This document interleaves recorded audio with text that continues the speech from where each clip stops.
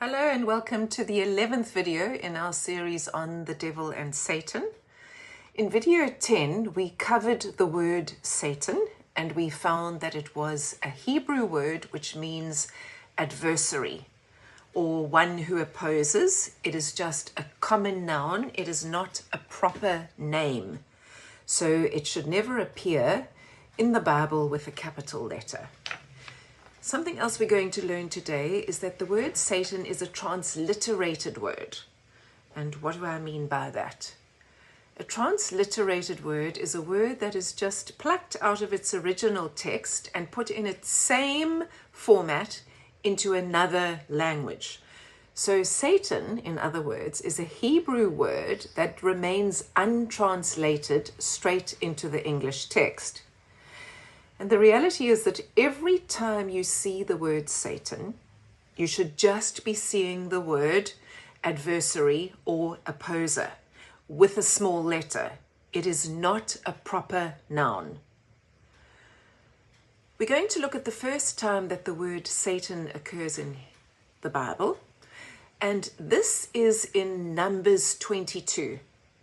Now, you must remember that creation has passed. Adam and Eve have been formed, they have lived in the Garden of Eden, they have been pushed out, they have had their children, the flood has happened, and the spread of the peoples through the earth has occurred. The call of Abraham has gone out, Isaac and Jacob, and eventually the children of Israel land up in captivity, where they are taken into slavery by the Egyptians. And they are there for 400 years. And then they finally get to leave under the hand of Moses. And after 40 years travel in the wilderness, they are now on the edge of the promised land. And that is the time that we read of the word Satan in the Bible.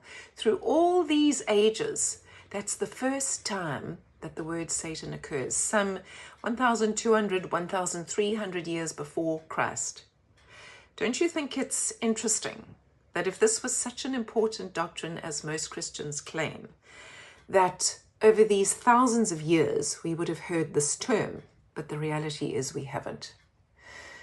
So the word Satan occurs in Numbers chapter 22.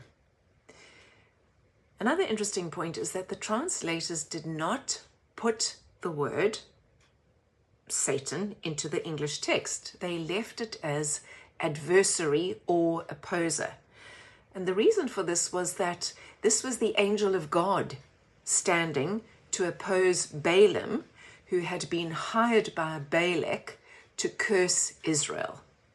The circumstances of the story are that Israel are in the land of the Canaanites. It is the promised land, and the king of the Moabites asks this man Balaam, apparently a few of his predictions had come true, to come and curse Israel. God does not want Balaam to go, but Balaam insists because there are bags of money to be had. And as Balaam leaves, the angel of the Lord stands in the way of Balaam as an adversary.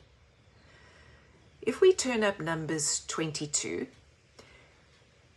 verse 21 and 22, but let's just read verse 22. In the NIV, it says, God was very angry when he went, and the angel of Yahweh stood in the road to oppose him.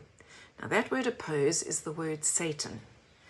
If we read the King James or the New King James Version of that same verse, it reads, then God's anger was aroused because he went, and the angel of Yahweh took his stand in the way as an adversary against him.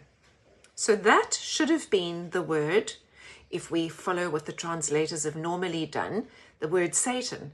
But in this instance, this is the angel of God who is standing to oppose Balaam, doing the work of God. So it's very interesting that the first time that this word occurs in the Bible, it is an angel of God, but it is the angel of God who is doing the work of God. We will look at other passages in this regard, but I think it's important for you to know that And this should confirm it, that the word Satan merely means adversary. And the first time that the word is used in the Bible, because it was not a convenient truth, and this makes studying this word quite difficult for people who want to search for the truth of the Bible and the meaning of the word Satan. The translators chose not to use the word Satan, but they chose to use the word adversary. And interestingly, this is not the only time. And next time we'll look at a few more occurrences of the word Satan, where it is not translated as Satan, but as adversary.